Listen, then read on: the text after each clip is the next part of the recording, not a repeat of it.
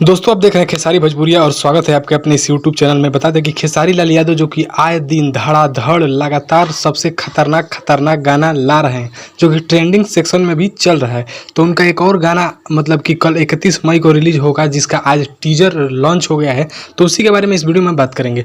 उससे पहले बता दें कि अगर आप चैनल पर नए हैं तो चैनल को सब्सक्राइब करके और बेल आइकन को प्रेस कर दीजिए, क्योंकि इस चैनल पर खेसारी से जुड़ी हर एक न्यूज, हर एक अपडेट सबसे पहले आपको मिलती है। दोस्तों खेसारी लाल यादव का एक गाना आ रहा है जो कि कल 31 मई को आएगा, जिसका टीजर आज 30 मई यानी संडे को रिलीज कर दिया गया है, जो कि FAM म्यूजिक से आ रहा है, यानी कि फेम म्यूजिक से आ रहा है। दोस्तों बता दें कि गाने का टाइटल है कि हम तुम्हारे हैं तुम्हारे सनम। दोस्तों इससे पहले भी ऐसे सॉन्ग आए हैं, जैसे अपनी तो जैसे तैसे, परदेसिया, ये सारे सॉन्ग मतलब रीमेक है, और ये सॉन्ग भी रीमेक है।